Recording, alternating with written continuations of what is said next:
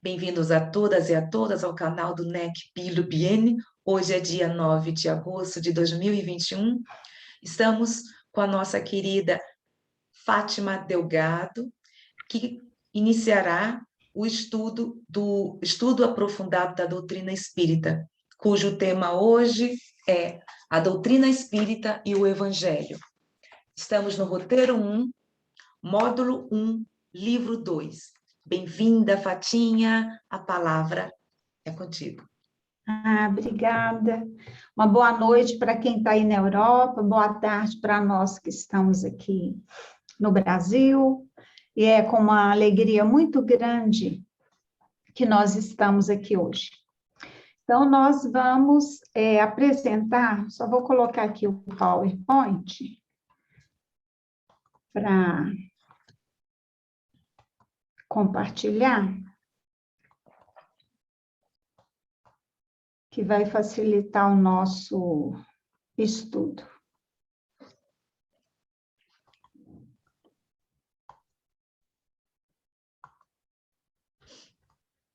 Vocês estão vendo bem? Não. Não? Não. Quer que aumenta? Agora apareceu e você... Melhorou? Sim, agora você vai ter que aumentar. Lá na parte de baixo. Põe ele inteiro, né? É. Melhorou? Agora. Vamos lá. Então, vamos Obrigada. lá. Obrigada eu. Então, nós vamos ver, né, a metodologia para o estudo do Evangelho à luz da doutrina espírita. E o primeiro roteiro é a doutrina espírita e o Evangelho. Então, qual que é o grande objetivo desse estudo? Reconhecer os ensinamentos espíritas como um roteiro seguro para o entendimento do Evangelho de Jesus. Como a doutrina espírita é o consolador prometido por Jesus, cuja função era relembrar as coisas que Jesus nos ensinou e clarear outras, trazer novas, esse, então, é o maior roteiro que nós temos para a nossa vida aqui na Terra. Nós vamos compreender muito o Evangelho de Jesus com os ensinos dos Espíritos. Emmanuel fala que Jesus é a porta que nos escancara um mundo novo e Kardec é a chave. Então, sem Kardec, a nossa visão, a nossa compreensão é bem limitada. Então, quais são, né, as ideias principais? O Espiritismo, esse termo foi criado por Kardec. Há uns dias atrás, eu vi um pastor falando que na Bíblia há a condenação do Espiritismo. É mentira dele. Por quê? Porque o termo Espiritismo surgiu com Kardec. Então, foi a partir de 1857, com a edição do Livro dos Espíritos, é que surgiu esse termo. Então, essa informação não é verdadeira. E é, ao mesmo tempo, uma ciência de observação e uma doutrina filosófica. Então, o que é a doutrina espírita? É uma filosofia? É. Tem um embasamento científico? Tem. E consequências ético-morais. Antes vinha consequências religiosas, mas a religião estava tão misturada com a Igreja Católica que a gente veio com todas aquelas histórias dolorosas, né? Guerras santas, venda de indulgência, aquela confusão toda, que os espíritos acharam melhor colocar essa outra definição, né? Então, são consequências ético-morais. E essa expressão, né, de que, ao mesmo tempo, uma ciência de observação e uma doutrina filosófica, está lá no que é o Espiritismo.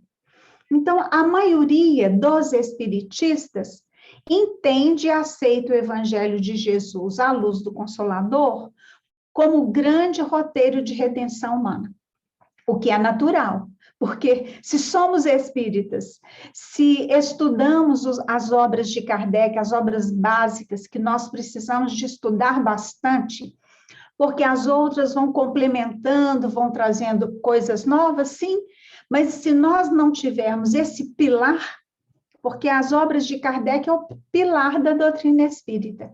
Senão começaremos a desvirtuar do caminho. A gente começa a introduzir muitas coisas que não são espíritas no centro espírita e vamos nos afastando do jeito que fizemos lá atrás com o cristianismo primitivo.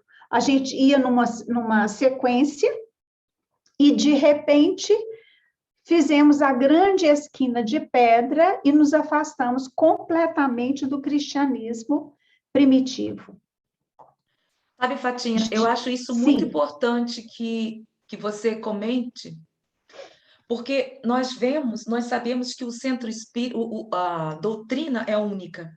Quem modifica, quem faz, vamos dizer, todas as alterações somos nós, seres humanos, como você mesma está falando. E nós vemos nos centros espíritas atuais coisas que, para mim, às vezes, é muito complicado de entender. Muito complicado. E que, no caso, as pessoas dizem que é normal ter isso no centro espírita. E isso é muito importante que seja, no caso, explicado, que centro espírita não é de cromoterapia, de reflexologia e de outras coisas. O que nós estamos atualmente aprendendo, e que ainda particularmente isso é uma forma, isso é Zélia, é estudarmos mais profundamente o magnetismo. Porque o espiritismo e o magnetismo são ciências irmãs. Isso mesmo disse Kardec desde o início. Afinal, ele foi magnetizador durante 35 anos. Né? Então, isso nos falta como pesquisadores dentro do espiritismo.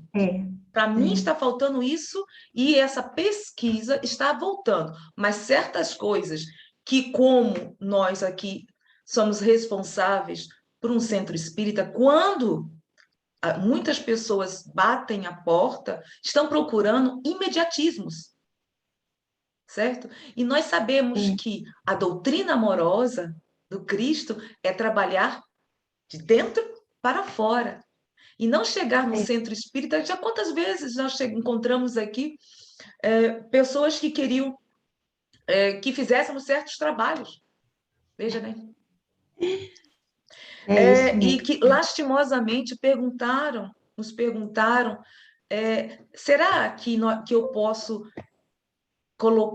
acender uma vela e colocar o mel e tudo isso? Eu falei assim, olha, eu acho que você está um pouco equivocada, mas se isso você se sente bem, como você fazia antes, eu só posso dizer uma coisa, você acha que está precisando estudar um pouco mais. Se você estiver interessada, venha estudar conosco. Essa pessoa nunca mais apareceu no centro espírita. Então, é muito importante esclarecermos esse ponto. Por quê?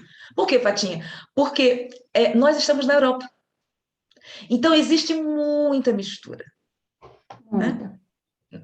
Porque o Viana de Carvalho, Zélia, ele tem uma mensagem e ele afirma que se os espíritas não tomarem cuidado, eles vão destruir o espiritismo, trazendo as novidades para dentro do centro espírita.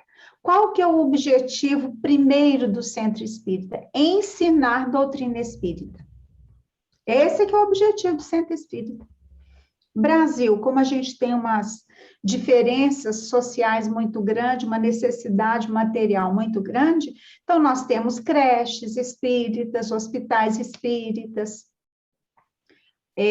clínicas de idosos, clínicas que atendem crianças excepcionais, porque o governo não banca tudo isso. Porque o dia que bancar, nós já não teremos essa função mais, mas por enquanto nós temos. Agora, o perigo é isso. Nós não estamos questionando o efeito, né, do cristalterapia, cromoterapia, reiki, nada disso. Tudo isso tem seus efeitos maravilhosos. Mas não é a função do centro espírita. Por exemplo, eu estava falando isso num centro espírita e tinha uma pessoa que ficou muito brava. Eu não entendi por quê. Mas é porque no centro que ela frequenta, tem uma sala assim gigantesca, cheia de maca, Eles fazem massagem, eles aplicam reiki, eles aplicam a cromoterapia, por isso que ela ficou brava. Mas eu perguntei para ela, o que é ensinado numa faculdade de medicina? Cálculo? Não, o cálculo é ensinado na engenharia, na arquitetura. Ótimo, tem que ser ensinado lá mesmo. Então, o centro espírita é para ensinar espiritismo. O que eu falei? Esse grupo veio me perguntar. Eu falei, olha, por que vocês não alugam uma casa separada do centro espírita? Ou que vocês construam, não tem problema. Põe lá, centro holístico. Então, você, por exemplo, que aplica o reiki, você ofereceria algumas horas na aplicação gratuita do reiki para quem não pode pagar. Maravilha, mas não é espiritismo. Coloque lá o nome que você quiser, menos centro espírita. E isso nós precisamos, isso também acontece aqui, Zélia.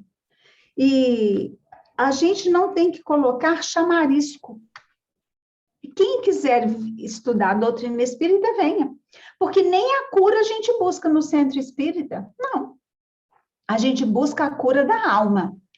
O doutor Bezerra fala, eles não estão preocupados com o nosso corpo físico. Pode estar um caco super doente, não tem problema. A questão é o espírito. Como é que o espírito está? Porque às vezes o corpo está péssimo e o espírito está ótimo. Está esperançoso, vem batalhando, faz o que pode. Ótimo. Então, isso aí precisa ficar muito claro mesmo. É necessário, porque como nós havíamos conversado anteriormente, aqui o espiritismo é tido como seita, lastimosamente, graças à própria história da Europa. Isso chocou muito. E é compreensível isso, Fatinha. Então, quando se fala sobre a palavra espírito em alemão, que se chama Geist, fica meio complicado para que, eu vou falar da Suíça, para que os suíços consigam entender, porque geralmente o Geist, essas coisas, só tem a ver com a parte mental. No alemão, estás a entender? Então, como também vem pessoas, não importa a nacionalidade, que aprendem o espiritismo aqui na Europa, é deturpado, porque trazemos, não vou te dizer que são todas, mas já é meio complicado, porque quando eu cheguei aqui, Zélia, eu me assustei. Imagina.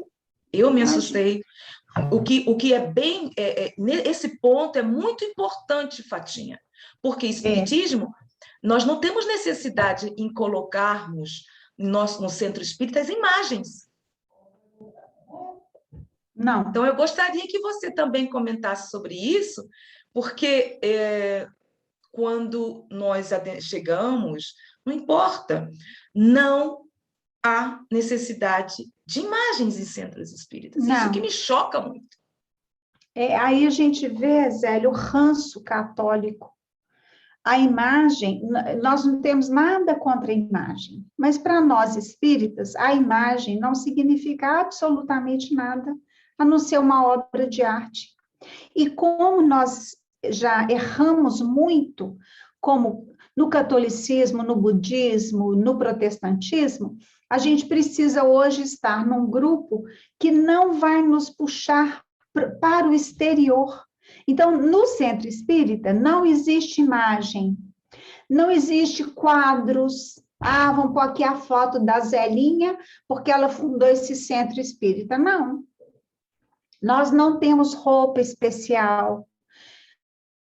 Se algum de nós aqui tiver vestido de branco, é porque gosta, mas eu não tenho que ir no centro espírita vestida de branco. Eu vou com todas as cores.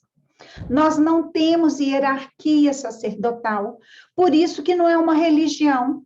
Por que a doutrina espírita não é uma religião, como as outras?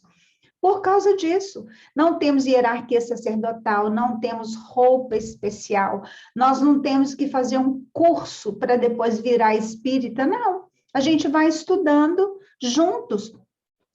Lá atrás a gente não sabia de nada. Nós começamos a estudar. E isso é muito importante né? Não é porque os templos católicos estão abarrotados de imagens que traremos imagens para o centro espírita. Não. A gente precisa de separar as coisas. Nós não somos melhores que os católicos, não é isso. É uma questão de lógica. Certo. O senhor Jesus Adilson, o senhor não abriu só um igreja instantinho, nenhuma, Fatinha. né, Zelinha? Minha linha. Só um instantinho, Fatinha, desculpa. Senhor Adilson, o senhor pode conversar, pode fazer uma pergunta? Nós estamos aqui no estudo e o principal objetivo é estarmos interagindo para aprendermos uns com os outros. Por favor, bem-vindo. Tá radicado Pode colocar também a câmera, por favor, se for possível. Muito obrigada.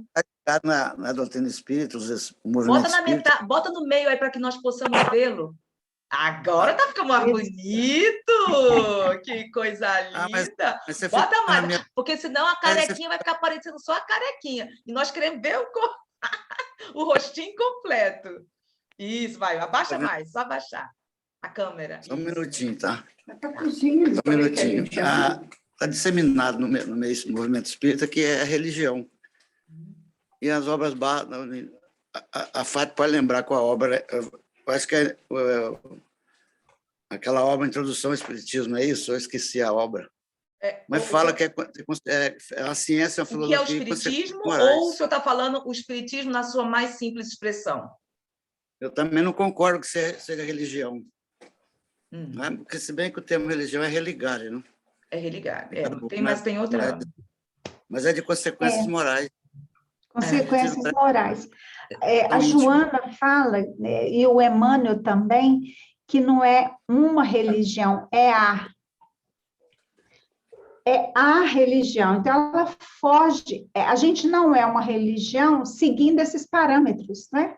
De roupagem especial e de hierarquia sacerdotal. Nós não temos isso, nem um livro sagrado. Porque o livro sagrado, ele não pode ser questionado. Ele tem que ser aceito.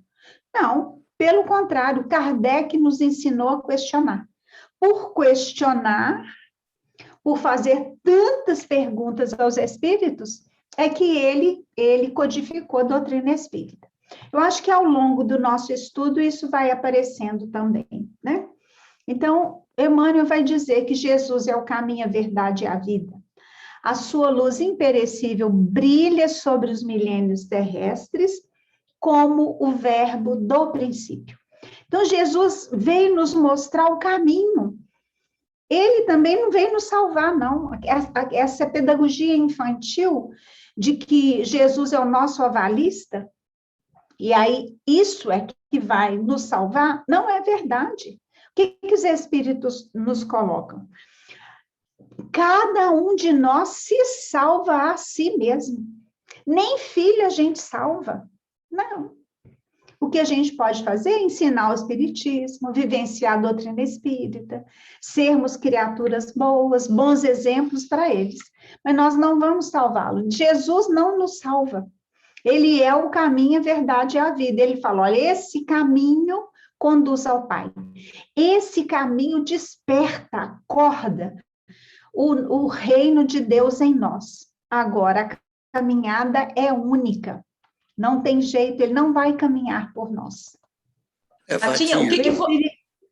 Vamos lá, seu Dilson, pode falar, por favor. Lá em Romanos 2,6 está claro, lá, Mateus 16:27, a cada um segundo suas obras. A cada um segundo as suas obras. Ótima lembrança. Porque esse negócio de que, basta a gente aceitar Jesus que estamos salvos. Não. O céu do Espírito é caro. Basta eu receber a extrema unção que eu estou salva. Não. Eu vou ter que assumir que eu errei, eu vou ter que me perdoar, e eu vou ter que reparar. Eu tenho que reparar o mal feito. Por isso é que é caro, né? Então, lá no Consolador Prometido, fala, o Espiritismo é compreendido como a manifestação da misericórdia divina em benefício da humanidade terrestre. Olha que maravilha! Então, o Espiritismo é a manifestação da misericórdia de Deus. Ele é tão misericordioso que ele permitiu a codificação do Espiritismo. Porque a gente estava indo por um caminho que não nos levaria a um abismo. Não é isso que ele quer. Ele, então, nos envia o Consolador prometido, que matou a fonte do nosso desespero, da nossa agonia, da nossa aflição. Sofremos, sim, quando em expiação, provação, mas desesperados, nunca. Nunca. Ah, mas a minha família toda morreu, 5 pessoas desencarnaram por causa da Covid. Desesperados, não, entristecidos, sim. Porque é uma filosofia com embasamento científico e que nós compreendemos. Por que a gente fica no espiritismo? Pela lógica, não é porque a gente sofre, não. A gente pode até chegar no espiritismo por causa da dor, mas a gente não fica por causa dela. Todos nós aqui ficamos pela lógica do espiritismo. Aí a gente fica. É uma fé raciocinada. É uma fé que pode olhar assim a razão face a face em qualquer época da humanidade. É muito lindo isso, né? O espiritismo, então, é esse termo criado por Kardec. A gente tem que lembrar isso. Fatinha, dá licença. Eu acho, então, melhor você diminuir a imagem, porque a imagem do teu PowerPoint está distorcida. Não aparece, não sei por que não aparece. Então, é melhor voltar para no antes. Aí. Ah, sim, deixa eu me ver. O anterior, desde o início, ela não é que esteja distorcida, fica grande, entendeu? Ela fica só na metade da tela. Ah, não, é o outro. Essa então, está melhor. Mas desde o início fica só a metade. Essa aqui está dando para ver? Essa tá boa, essa tá boa. Tá. Essa tá boa. Essa tá na página inteira, beleza. Tá ótimo. Obrigada. Aqui não tiver, vocês me falam. Tá, obrigada. Então, é a essas relações que o Cristo alude em muitas circunstâncias, e daí vem que muito do que ele disse permaneceu ininteligível ou falsamente interpretado. O Espiritismo é a chave com o auxílio da qual tudo se explica de modo fácil. Jesus falou, por exemplo, muito por parábolas. Ele contou muitas histórias. E as falas dele também tiveram uma interpretação falsa, errada, de conveniência com a situação presente naquela época. Nós, né, que deturpamos o Evangelho de Jesus. Enquanto padres, cardeais, bispos, enquanto católicos, a gente fez isso. Então, a doutrina espírita veio tirar o véu disso, veio mostrar a verdadeira realidade. O que é que isso está nos trazendo, né? Esse está dando para ler também? Não. Ah, não. Não. Que coisa. É o tamanho como você fez o PowerPoint, minha linda. Mas isso é básico que a gente está aprendendo, não é tão fácil para nós, não, da nossa geração. Espera aí que eu vou voltar lá. Você diminui, Fatinha, você colocou a tela inteira. Aí você bota como você, quando estava no início. Lembra que eu falei, Fatinha, coloca a tela inteira. Pois é, agora eu tenho que ver onde que eu faço isso. Você coloca na parte de baixo, tem no lado direito, ele tem... Peraí. Agora, é melhor assim. Eu acho melhor assim. Eu posso aumentar aqui um pouquinho, ó. Melhorou? Tá igual. Mas tudo bem, não tem problema, não. Ó, tá bom para ler. Tá bom, Fátima, tá ótimo. Tá bom. Agora tá bom para ler? Porque tá menorzinho. Tá sim, é melhor não, assim. Mas tá bom para ler, a gente tá vendo, beleza. A gente tá vendo, tá lindo. Então, tá. Então, como o cristianismo redivivo, porque reviver outra vez, né? Faz ecoar a palavra de Jesus veiculada nos primeiros tempos, sem as contaminações nela impregnadas pela insensatez e reflexões dos homens ao longo dos tempos. A gente sabe, inclusive, que o Novo Testamento ele foi adulterado. São Jerônimo, quando foi convidado a fazer uma nova tradução, ele perguntou para o Papa, O que que ficava, o que que tirava, o que que introduzia. Então, há muitas adulterações, mas o que nos chegou, os espíritos nos clarearam muitas coisas com os conhecimentos espíritas. Aquela conversa de Nicodemos, por exemplo, olha, que luz que é lançada porque a gente estudou reencarnação. Aí a gente compreende. Sem saber da reencarnação, aquela fala fica muito esquisita, fica muito estranha, fica sem entendimento. Como que ele vai amaldiçoar uma figueira que secou? Ora, porque ela secou? Então, o Espiritismo vem nos trazer muitas luzes, né? Vem lançar muitas luzes. E não fica lógico, né, Fatinha? Quando, Não. no caso, nós estamos conversando sobre até a próprio Novo Testamento, quando estamos estudando, vemos que os próprios discípulos curavam, que tinha a parte de vários tipos de mediunidades, inclusive na Antioquia, quando nós lemos o Paulo Estevão, está ali claríssimo, porque Claríssimo. são os bastidores do Novo Testamento. Uma pessoa disse isso, eu achei muito interessante. E ali Isso você mesmo. vê, voz direta. Isso mesmo. Então, como é que não tem lógica tudo aquilo que as pessoas dizem sobre o Espírito, vamos dizer que é o Espírito Santo, entre aspas, se não há reencarnação? Não tem jeito. Não tem jeito, né? A explicação fica muito limitada. Então, o Espiritismo realiza o que Jesus disse do Consolador prometido. O que ele fala? Que era o conhecimento das coisas, fazendo que o homem saiba de onde vem, para onde vai, porque está na Terra. Olha que sossego de alma. Uma criança de 5 anos perguntou para a mãe porque a avó estava com Covid. Mora sozinha, não podia ninguém, os filhos todos moram fora, não moram aqui em Belo Horizonte. Ela não tinha jeito, ela tinha que ficar sozinha mesmo. E internou várias vezes, né? Foi para o oxigênio e passou muito mal. E a criança perguntou assim: mamãe, a vovó...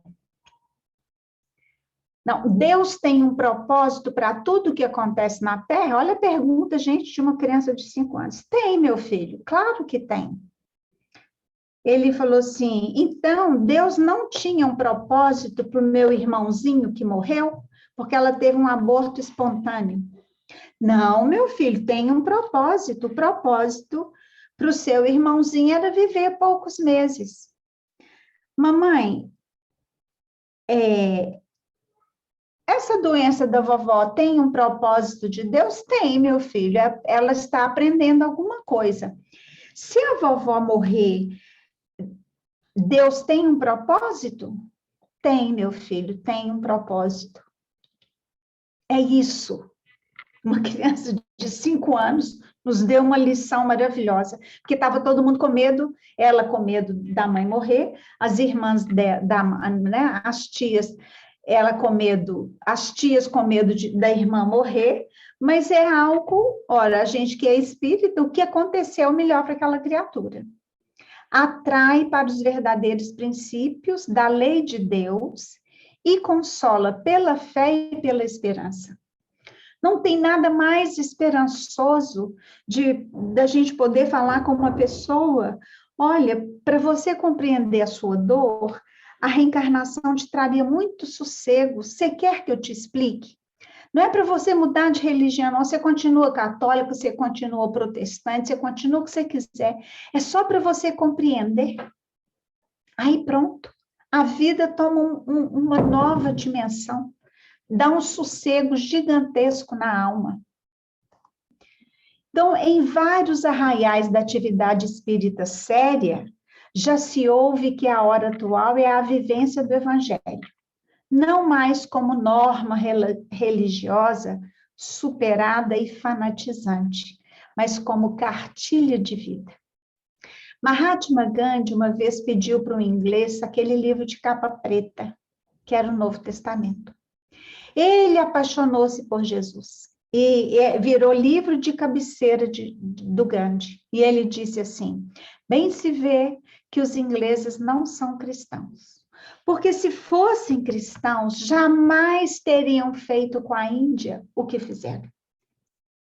Jamais teriam colonizado a Índia, sugado da Índia, explorado da Índia como fizeram, porque não foi isso que Jesus ensinou. E se o Novo Testamento não tivesse chegado até nós, mas só o Sermão da Montanha, isto já seria suficiente para modificar toda a terra. Olha, ele não era cristão. Então, o evangelho é para ser a nossa cartilha de vida. Ai, meu Deus, o que eu faço? Não sei, não sei. O que Jesus faria no meu lugar? O que ele sugere? Qual que é o conselho que ele nos dá? Então, evangelho é cartilha de vida. E Emmanuel vai nos orientar. Muitos discípulos nas várias escolas cristãs entregaram-se a perquisições teológicas, transformando os ensinos do Senhor em relíquia morta dos altares de pedra. No entanto, espero Cristo venhamos todos a converter-lhe o evangelho de amor e sabedoria em companheiro da prece. Nós matamos o evangelho porque ficamos preocupados com os rituais, com as imagens, tinha que chegar lá na frente de Nossa Senhora, de São Pedro, já não sei mais o que, e conversar, quando a gente tinha que conversar com Deus direto, falar com Jesus direto. Como que nós desvirtuamos do caminho? Como é que a gente gosta de desvirtuar do caminho? E é tão simples. Então, nós transformamos os ensinos do Senhor em relíquias mortas. Então, o que o Espiritismo vem fazer? Reviver a mensagem de Jesus. Um obsessor terrível falou com o Divaldo, que eles estão preocupadíssimos com os centros espíritas, que o objetivo é destruir mesmo. Por quê? Começou o cristianismo primitivo, depois veio a esquina de pedra, então passou a existir a Igreja Católica Apostólica Romana, desvirtuou do cristianismo primitivo, e no dia 18 de abril de 1857, recomeçou o cristianismo primitivo. Eu não tinha pensado nesses termos. Foi assim que esse espírito disse. Ele é um dos responsáveis por lançar e por atuar no movimento para arrebentar com os centros espíritas. Tem várias formas. Uma delas é ir trazendo tudo que não é espírita. Daqui a 100 anos, será que vai estar ensinando espiritismo? Ou só teremos essas atividades médicas complementares? A gente não discute isso, mas esse que é o grande perigo. Em livro escolar, né? Só voltar aqui um pouquinho. Então, converter o evangelho de amor e sabedoria em companheiro da prece, em livro escolar, no aprendizado de cada dia, em fonte inspiradora das nossas mais humildes ações, no trabalho comum e em código de boas maneiras no intercâmbio fraternal. Olha que beleza, gente. Então,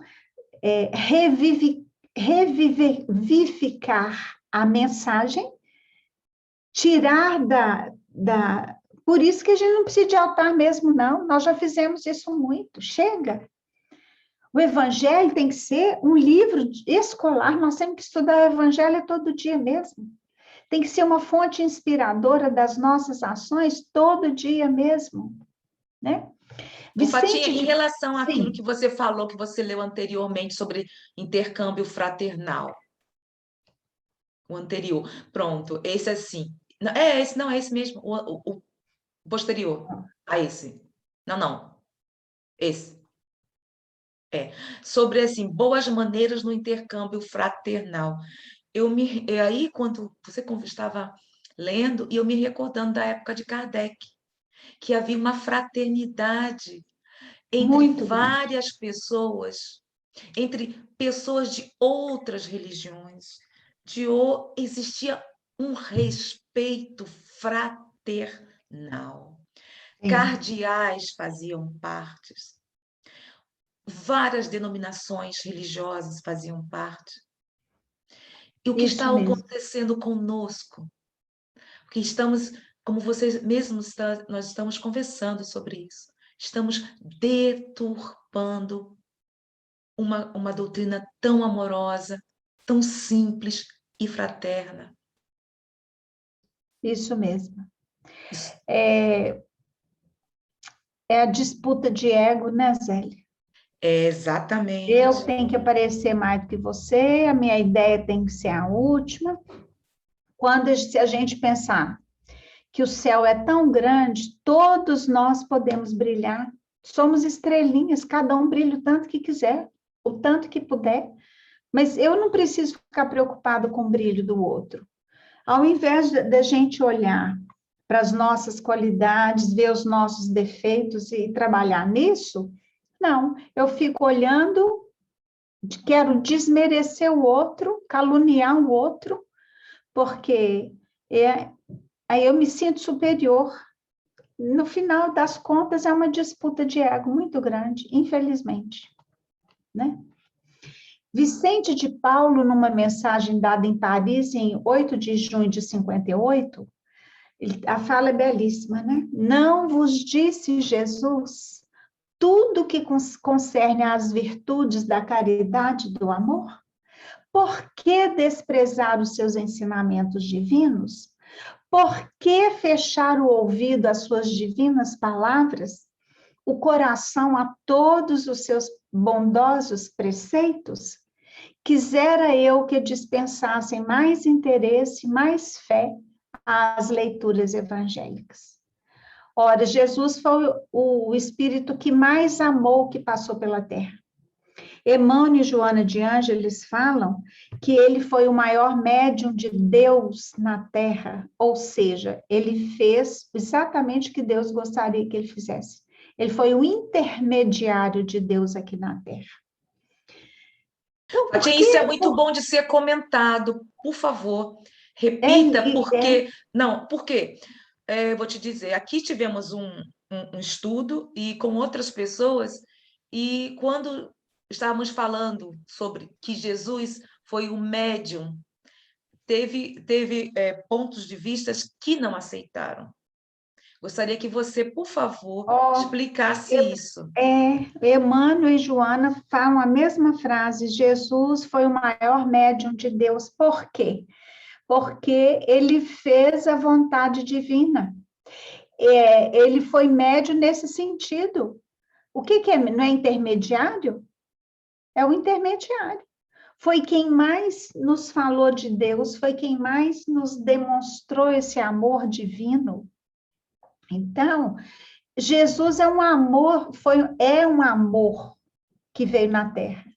João fala que Deus é amor. Essa é a definição de Deus para João. Então, nesse sentido, Jesus continua sendo o maior médium de Deus na Terra. Os apóstolos, os médiuns notáveis, um Chico Xavier, um Divaldo Franco, são médiuns de Jesus na Terra. Eles estão fazendo o que Jesus faria. E Jesus fez o que o Deus faria. Eu acho tão lógico, tão simples, né? Mas porque no caso de Emmanuel e de Joana, né? No caso, eu acho que dá para se entender, porque Jesus estava, como você falou, estava com Deus.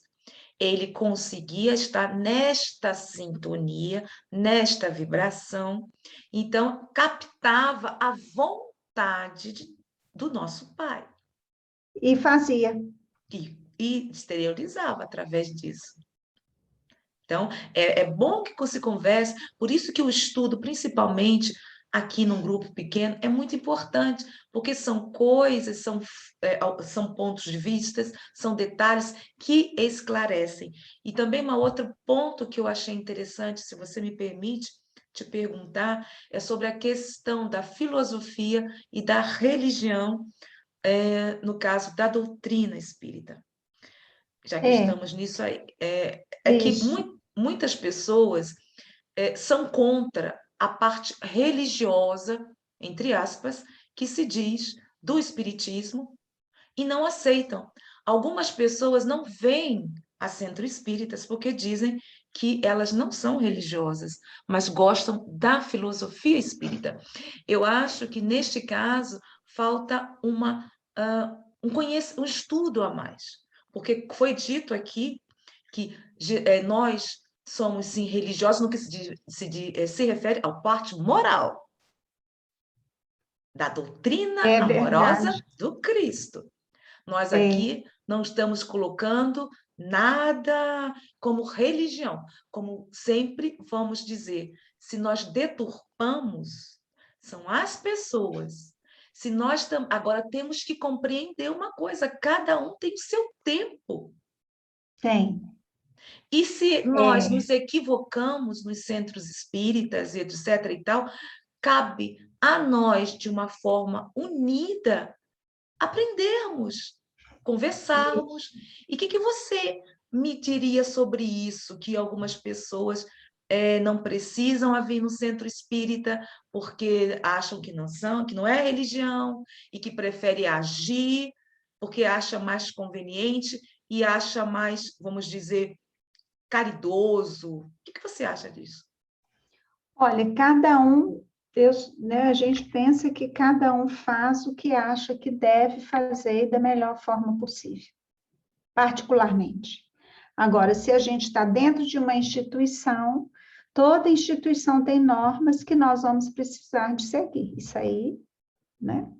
O que a gente observa, e aí é um fato, né, interessante, quando o Divaldo foi falar na ONU, eles estavam montando o programa da paz no mundo. Então, vinha assim, religiões indígenas, religiões cristãs, estavam todas, mas o espiritismo não. E ele ficou incomodado, ele, Divaldo. Tinha um banner só para o espiritismo. Não estava nas religiões cristãs. E aí, Joana, chegou, ele ficou incomodado. Religiões orientais, né? Budismo e islamismo, vários outros lá. E separado, sozinho, estava o espiritismo. E ele perguntou para Joana, né? Joana perguntou para ele por que ele estava daquele jeito, e ele falou, e ela disse assim, corretíssimo, meu filho. O espiritismo não é mais uma religião, não. É a religião. E olha que coisa interessante. Todos falaram para desarmar o homem. Todos os representantes. Na hora do Divaldo, ele falou o contrário, que não adiantaria desarmar o homem. Digamos que acabássemos com todas as armas do mundo. O homem pegaria uma pedra e faria da pedra a arma. Que a gente precisa de fazer uma pedagogia para desarmar o homem internamente. Olha que beleza. Então, o fato, se taxar o espiritismo lá como religião, não vou no centro espírita. Será que é por isso mesmo? Ou tem questões mais profundas naquele espírito? Será que foi algum espírito que teve vivências muito dolorosas com religiões? Ou que causou problemas dolorosos por ser religioso em alguém? As questões são muito delicadas e nós não temos um manualzinho, né? Acontece isso e é isso, acontece aquilo, é aquilo, nós não temos. Cada um se sinta livre. Mas Joana disse para Divaldo que o mérito é ficarmos num centro 30 anos, 40 anos, 60 anos, esse é que é o mérito. Porque somos criaturas humanas, nós temos problemas. Às vezes, trabalhar com uma pessoa que é muito fácil. Por exemplo, eu e Thelma trabalharmos juntas, nós nunca brigamos, tem mais de 50 anos que somos amigas. Temos muitas tarefas em comum. Na juventude, então, a gente fazia tudo juntas. A evangelização, na mocidade, visita à favela, tudo era junto.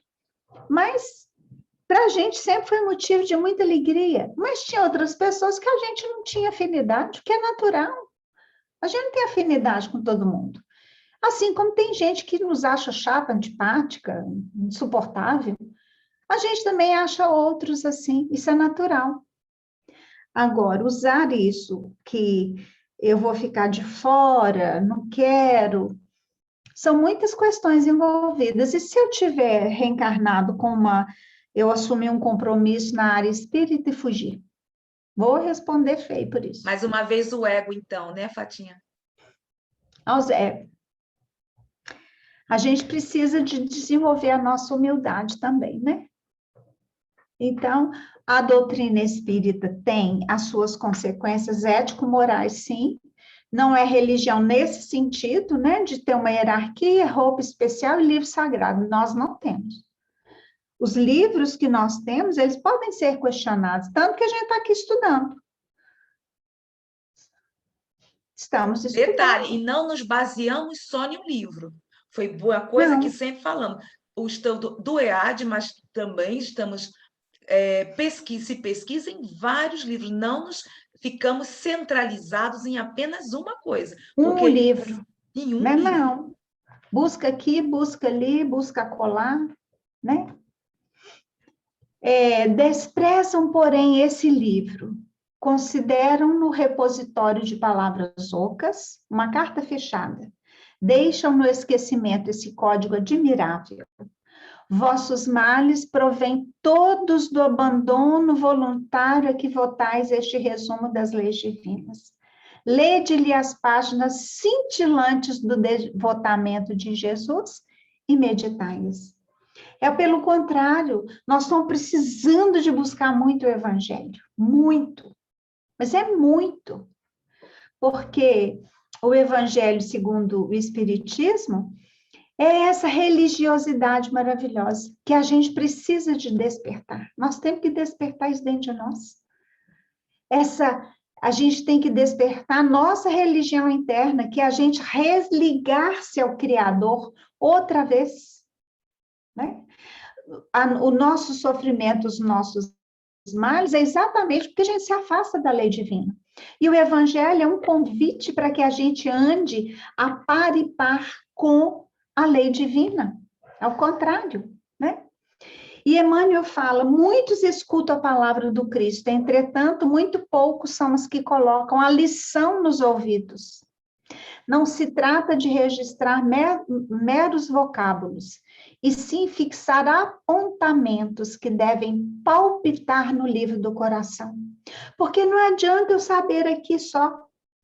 Não adianta eu decorar o livro dos Espíritos, pergunta tal, versículo tal, Evangelho, Novo Testamento, Velho Testamento, eu citar todo mundo, capítulo, versículo, assim, na ponta da língua. Se eu não exercitar, eu vou ser um sino que badala só. E aí? A gente está precisando de ler a mensagem, digerir a mensagem, permitir que ela saia pelos nossos pensamentos, olhos, coração, mãos, pés. É disso que estamos precisando. Nós já fomos muito viciados na letra. Saber tudo de cor e salteado. Mas antes a gente não soubesse nada de cor e salteado, mas estivéssemos agindo como cristãos, né? Não se reportava a Jesus à letra morta, mas ao verbo criador. Os círculos doutrinários do cristianismo estão repletos de aprendizes que não sabem atender a esse apelo. Quantos ficam presos na letra? Não consegue extrair o espírito da letra? Não consegue. A gente vê a beleza dos ensinos espíritas, quando eles jogam as luzes da reencarnação, sob a conversa lá de Nicodemos. Mas, Senhor, como que eu vou entrar no ventre da minha mãe, sendo eu já um adulto e minha mãe velha? Se eu vos falo das coisas da terra, né? Imagina quando se eu falasse das coisas do céu. Se um doutor da lei não estava compreendendo que é a lei da reencarnação, como é que seria? Comparecem às atividades espirituais, sintonizando a mente com todas as inquietações inferiores, menos com o Espírito do Cristo. Dobram joelhos, repetem fórmulas verbalistas, concentram-se em si mesmos, todavia, no fundo, atuam em esfera distante do serviço justo. Do que me adianta ajoelhar, levantar, gritar, roda para um lado, roda para o outro, se eu não estou me sintonizando com Jesus, com a fala de Jesus, com a ação de Jesus? Não adianta. A gente pode pôr a roupa mais dourada que quiser. Não é isso. Não são essas exterioridades. Não é porque a gente põe um anel de ouro com brilhante, cravejado, um crucifixo de pedras preciosas no peito ou na cabeça. Não, não é isso. Do que vai valer isso? A gente vê essa lição maravilhosa na vida de Madre Teresa de Calcutá. Ela pede licença para usar o sari, aquele lençol que as indianas envolviam no corpo. E foi uma confusão esse pedido dela. Nossa! Foi um custo eles permitirem que ela saísse do convento, porque ela sentia que Jesus a chamava lá fora. Ela comia uma cumbuquinha de comida pequena.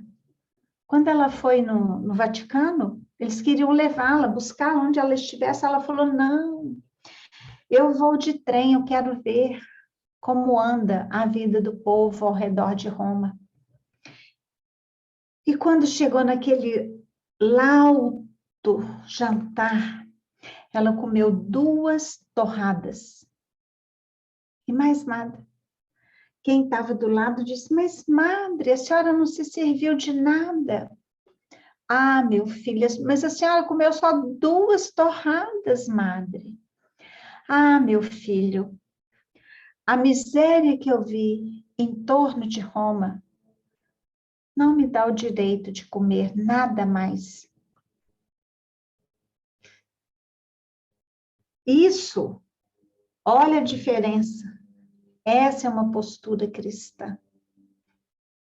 Dormia em cima de um catre, nem colchão tinha. Uma mesinha, uma cadeira. Que a gente pense muito nisso.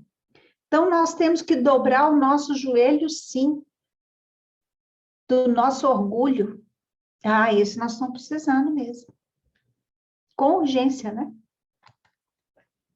São alunos que procuram subverter a ordem escolar, pronunciam longas orações, gritam protestos, alinhavam promessas que não podem cumprir. Quantas vezes o aluno quer subverter a ordem? O professor dá uma data e ele arranja 1000 desculpas para não entregar na data. Não posso aceitar, todos me entregaram. Por que eu aceitaria o seu? É o jeitinho, o famoso jeitinho, eu vou dar um jeitinho. Não, na contabilidade divina não tem caixa 2, não tem caixa 3, só tem um caixa. E não tem suborno, não tem. Deus é insubornável. E a gente precisa de aprender isso. Jesus é insubornável, né? Não estimam ensinamentos, formulam imposições. E a maneira de loucos buscam agir em nome do Cristo. Os resultados não se fazem esperar.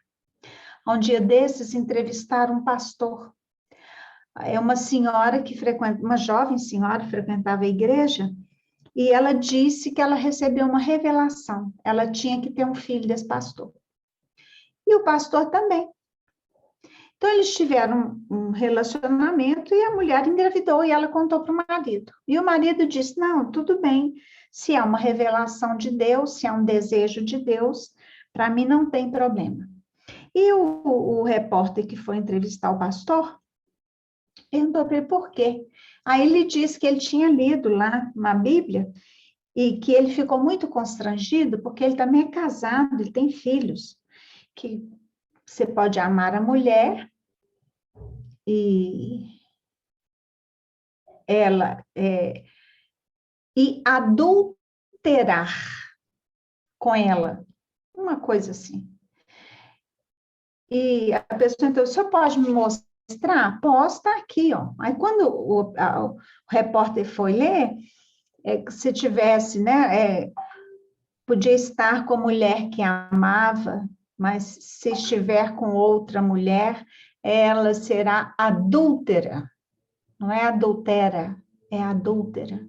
Aí ele falou, Alexandre, mas aqui não está escrito adultera, está escrito adúltera. Então, é isso daí, né? É uma loucura tão grande. Um outro pastor que foi denunciado por umas meninas jovens, ele disse que o órgão genital dele era de ouro, sagrado. E por ser sagrado, ele tinha que iniciar as meninas na vida sexual. Iniciar não, né? Violentar. São os absurdos que a gente vai vendo. No centro espírita, a gente vê também absurdos, talvez de outra ordem, mas a gente vê absurdos. Líderes religiosos autoritários, mandões, tudo tem que ser do jeito deles. Eles não sentam. Estrelismo. Os estrelismos, ele não senta com os conselheiros da casa para saber a opinião do grupo, o que eles vão fazer, o que eles não vão fazer. São os cardeais reencarnados, são os líderes religiosos falidos ontem, que estão no centro espírita, castrando. Quem fala isso é Joana de Ângeles. Então, mal resolvidos sexualmente, frustrados, levam tudo isso para o centro espírita. Aí é um orgulho, uma prepotência, que você fala, Jesus toma conta. Uma vez eu perguntei a Divaldo sobre isso. Falei, como que vai ser?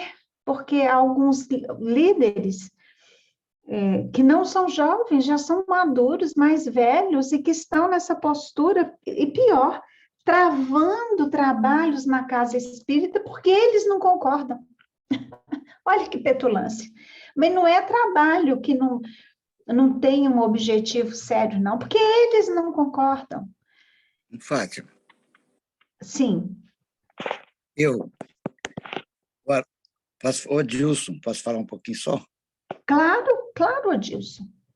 O Haroldo Dutra Dias, nas falas dele, ele diz que a doutrina espírita está cheia de sacerdotes, foi da Cruzada, da Inquisição, Sim. da Revolução Francesa.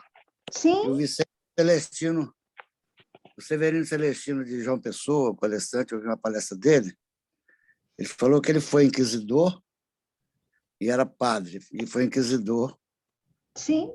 A santa, entre aspas, Inquisição. É a santa. E hoje ele fala até hebraico, está traduzindo a doutrina espírita, já traduziu os espíritos para o hebraico. Está mandando livro para Israel. E ele conhece tudo lá. Ele falou que em Cafarnaum, na Galiléia, é o local mais incrível, uma vibração incrível, que ele sentiu lá. Ele já viajou muito para Israel. Inclusive, eu tenho uma filha que mora na Suíça, e ela conhece Israel, que ela faz teologia em Lugano. E ela também fala hebraico. Está estudando hebraico. Coisa. Muito bom. Isso então, o mesmo. Haroldo falou isso. É verdade, porque... Mas somos nós, né? Os falidos de ontem. Só não deveremos falir hoje, né, Odilson? Em Fátima, e Jesus foi claro. Quem quiser vir após mim, negue-se a si mesmo, toma a sua cruz e siga-me. E siga-me. O que é a cruz? É você aceitar as dificuldades, as dores e caminhar, sem esmorecer, sem... Quando a Luiz fala, desânimo, anestésico, serviço do mal. Obrigado. Isso mesmo. Aí o Divaldo, eu perguntei isso para o Divaldo, e você sabe qual foi a resposta dele? Ele me respondeu assim: aguarde, minha filha, todos vão desencarnar.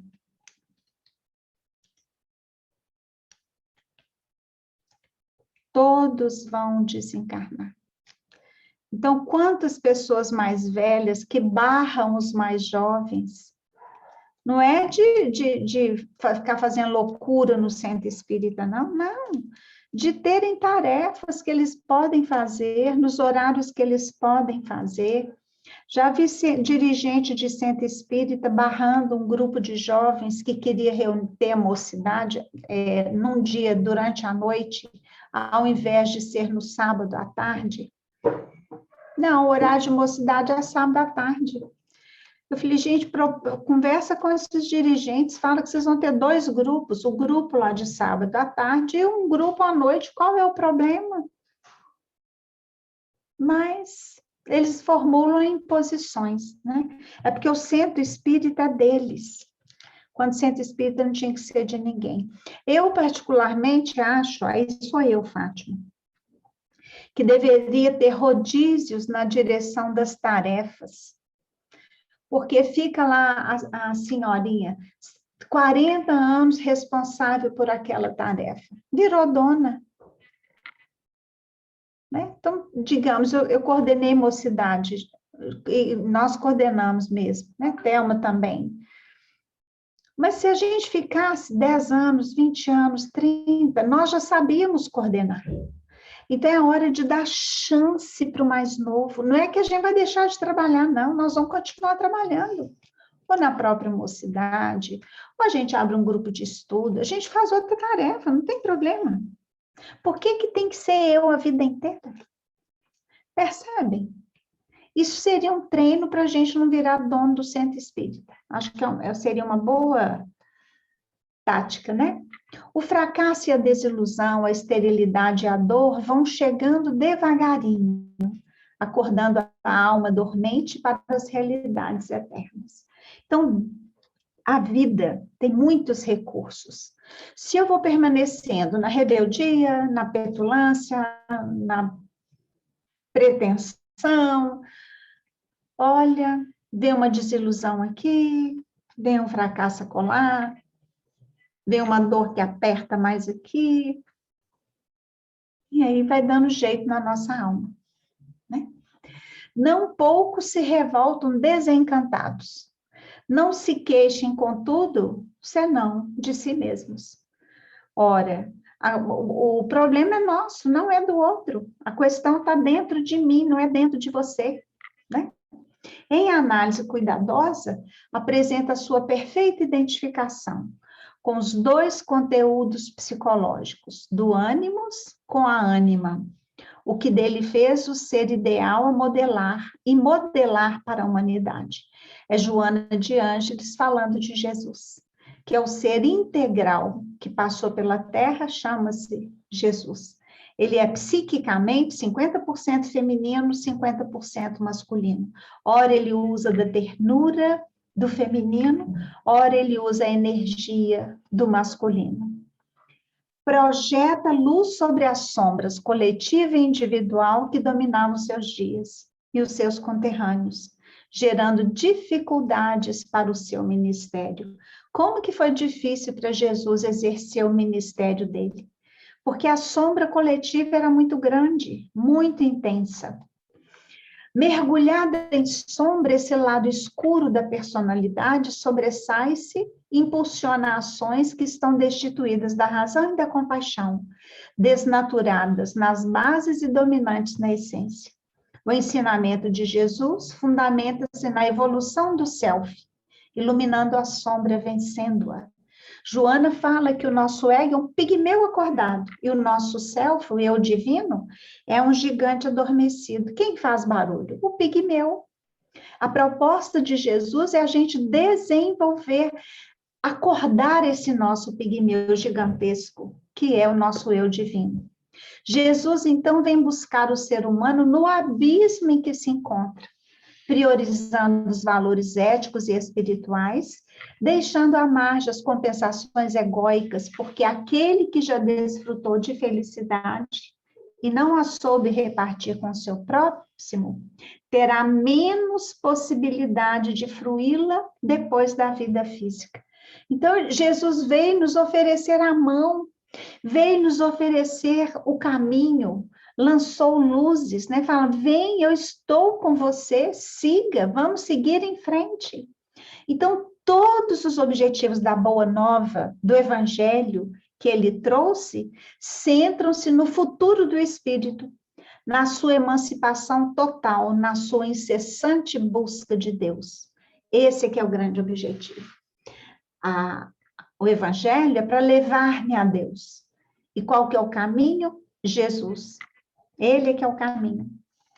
Então, no entanto, diante da consciência cósmica, a escala de valores é feita de condutas essenciais, aquelas que são do ser em si mesmo, responsável, e assume as consequências dos seus hábitos perante a vida, tornando-se o caminho. Essa é uma fala de Joana muito linda. Então, Jesus vai se tornando-se o caminho. A sua é a verdade que conduz à vida, à plenitude, ao armazenamento de sabedoria e de amor. Olha que beleza. Então, Jesus nos mostra o caminho, ele é o próprio caminho. E a verdade dele vai nos levar até Deus. Por isso, a doutrina espírita é a religião, né? Não é mais uma, não, mas é uma religião cósmica, e não no sentido de religião como temos aqui na Terra. Então, a conquista desse objetivo não importam os preços e testemunhos. Os impositivos das legislações, mesmo quando arbitrárias e injustas, porque são transitórias. Se formos caluniados, não importa, deixa, fala o que quiser, a pessoa tem direito de não gostar de nós, problema dela. Eu que não devo fazer isso com outro. Então, todo o seu verbo está exarado em linguagem, um programa para resistir aos tempos de evolução do pensamento. Então, é um ensinamento que vara a eternidade. Jesus não foi o biótipo de legislador convencional. Ele não veio submeter a humanidade, nem submeter-se às leis vigentes. Era portador de uma revolução que tem por base o amor na sua essencialidade mais sutil e que, adotado, transforma os alicerces morais do indivíduo e da sociedade. Judas achou que Jesus seria um legislador comum, que ele o beijaria, mas que ele então tomaria o poder. E não foi bem assim, não era para isso. A revolução dele é outra. Não é uma revolução comum, é uma revolução espiritual, né? E o mundo examinado sob a ótica teológica, à luz da psicologia profunda, é um educandário de desenvolvimento dos recursos espirituais do ser em trânsito para o reino dos céus. Então, o Evangelho à luz da psicologia profunda é uma dos ensinos mais maravilhosos que eu já vi do Evangelho. É um livro da Joana de Ângeles, né? Chama O Evangelho à luz da psicologia profunda. Então, ela nos apresenta um Jesus de um outro lugar. O hálito divino, vibração que equilibra o universo, o amor, é a essência fundamental para a vida, sob qualquer forma em que se expresse. Liame de vinculação de todas as formas vivas com a sua fonte geradora. Então, Deus é amor, é o amor divino que mantém esse equilíbrio de todo o universo. Então, foi esse reino de amor que Jesus veio instalar na Terra. Dessa forma, sem rebuços, contestou ao interrogante atormentado sobre o impacto da sombra, envolvido pelo seu lado escuro da personalidade doentia. Sou rei.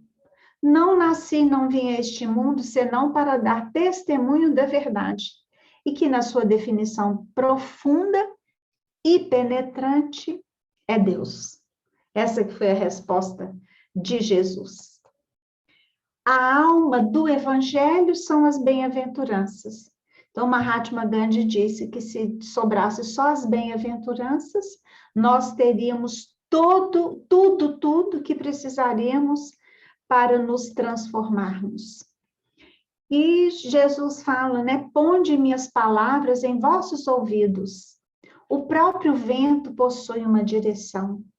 Teria, pois, o Divino Mestre transmitido alguma lição ao acaso? Será que Jesus veio e passou pelo que passou? Ele não precisava de reencarnar? Ele não precisava, ele veio por amor a nós. Será que foi por um acaso? Ou foi para nos ajudar a sermos hoje melhores que ontem, né? E amanhã bem melhores do que hoje? É um assunto assim, isso aqui que a gente trouxe foi só um telegrama. E Jesus falou por parábolas, então tem o símbolo material, né? As sementes, por exemplo. A fé é semelhante a uma semente de grão de mostarda, ou a parábola do semeador, né? Ele saiu pelo campo a semear, e tem um simbolizado espiritual. Se eu tenho 10, vamos dizer, 10 de consciência, eu vou interpretar a parábola com 10. Se eu tiver 50, vou interpretar com 50. Se eu tiver 100, eu vou interpretar com 100. Então, é por isso que a palavra dele veio para a eternidade. Porque em cada nível evolutivo que tivermos, ao estudarmos a mesma parábola, a gente vai compreender muito mais, vai nos tocar a alma muito mais. Por isso que ele nos ensinou através de parábolas, é para atingir o espírito, a memória do espírito, que ficaria então registrada em nós pela eternidade. Sabe, Fatinha, que eu estou me lembrando agora, depois que você está lendo tudo isso, de Chico. Teve uma Sim. época que ele passou por alguns, nós sabemos, né, alguns desafios muito grandes e que naquela época queriam atualizar o livro dos espíritos, queriam fazer isso, aquilo, outro. E ele disse assim: se um dia tirarem o evangelho do espiritismo, eu fico com o evangelho. Isso mesmo. Então, as lições são belíssimas. Ô, Fátima, Oi. eu estava lembrando, ontem mesmo, que ontem foi evangelho, né?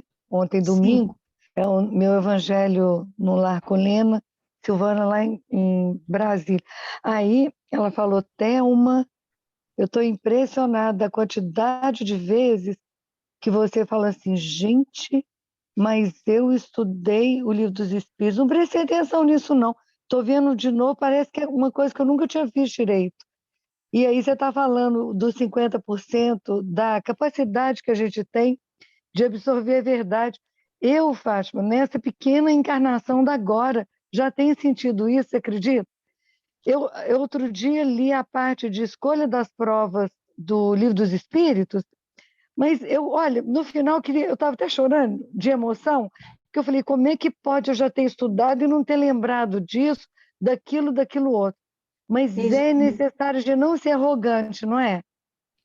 Porque se a gente for arrogante, eu acho que a gente abaixa de 50 lá para 20, 10, a gente estuda, ouve palestra, mas o orgulho e a vaidade ficam lá segurando a gente lá embaixo. Fica. É muito interessante isso que a Thelma fala, para finalizarmos, porque tem uns 5 minutos, que muitas vezes escutamos isso justamente, né? Eu já li livro tal. Eu já li livro tal. Não, eu estou estudando, mas eu não vou ler porque eu já li isso. Eu falei assim, gente, naquela época, será que temos a concepção consciencial que temos hoje? Não. Isso Porque é um mesmo. termo renovar. Então, às vezes, quando nós estamos no estudo, assim, eu cada vez que estou preparando, eu falo assim, meu Deus do céu, quanto ainda me falta? Quanto falta? né? Quanto que a gente Quanto ainda não ainda? sabe, é Então, verdade. é isso, é impressionante que cada vez mais a gente sabe menos, de A uma gente certa sabe muito. forma, né? Porque a É, gente fica pensando, assim, meu Deus do céu. E, na verdade, tudo isso, o estudo vai servir para quê? Para é, educarmos as nossas almas, né? é. Esse é o objetivo, mas, no caso, com simplicidade e sermos sinceros conosco. Isso, Se ficarmos lendo, que eu vou ler isso, não vou ler aquele livro porque fulano não quer que no espiritismo não se leia, que não sei o quê. E você ficar com essa coisa, o objetivo não é esse, não. O tá. objetivo é o autoconhecimento. Bom, é a minha forma de pensar, É né? isso mesmo. E quantas vezes também as pessoas falam, eu não gosto, eu me identifico mais com a parte psicológica de Joana, disso, daquilo, do espiritismo. Eu falei assim, gente, no Evangelho contém tudo. E cada dia mais, Fatinha, eu me surpreendo como está contido tudo, Impressionante. né? E é isso. Bom, faltam 3 minutos, alguma pergunta para nós finalizarmos aqui a nossa gravação? Qual é a visão dela sobre a pandemia? Hã? A minha visão da pandemia. Tá. Dilson, eu vou te responder o que os espíritos dizem, né? O Manuel Filomeno de Miranda, no último livro, que ele vai narrar o mundo no rumo do planeta de regeneração, e lá ele fala muito da pandemia. Estamos com esse vírus, com essa força toda, por nossa responsabilidade. Né? A humanidade estava tão desembestada, tão enlouquecida, que precisou de um basta. E também eles dizem que é a misericórdia de Deus, porque se continuasse do jeito que estava, estávamos a caminho de uma terceira guerra, só que nuclear. Aí haveria risco até de arrebentar o planeta Terra, né? Porque temos armas para destruir o planeta. Mas a misericórdia foi tão boa que veio uma outra guerra, a bacteriológica. Então, é para sacudir, nos sacudir mesmo. Falou, olha, acorda, né? Você não manda, você está achando que você é tão poderoso assim, que você é que manda, não manda não, agora você vai ser... Eu estou te obrigando a ficar em casa. Você é obrigado né? A gente perdeu essa liberdade do ir e vir, de fazer as reuniões de família, de encontrar, de rir, de brincar, de abraçar, perdemos. Mas, em compensação, nos abre um campo para a gente ver a nossa fragilidade. Um vírus que nem é visto a olho nu, mata, aleja, e que nós vamos precisar de olhar para o outro. Não dá mais para olhar só para o próprio umbigo. Vamos precisar de ter olhos de amor. Nós vamos precisar de olhar com muita ternura, com muito carinho para o outro. Nós vamos precisar de fazer isso. Então, o vírus é uma grande bênção, uma grande misericórdia de Deus, apesar de toda a tragédia, né? E se não fosse ele, nós não estaríamos aqui conversando, não teria nos conhecido em tanta beleza, tanta coisa maravilhosa, graças na internet, não é isso? Bom, isso mesmo. Então nós ficaremos por aqui. Agradecemos a todas e a todos que assistiram esse vídeo carinhoso da nossa querida Fatinha. Até breve. Tchau.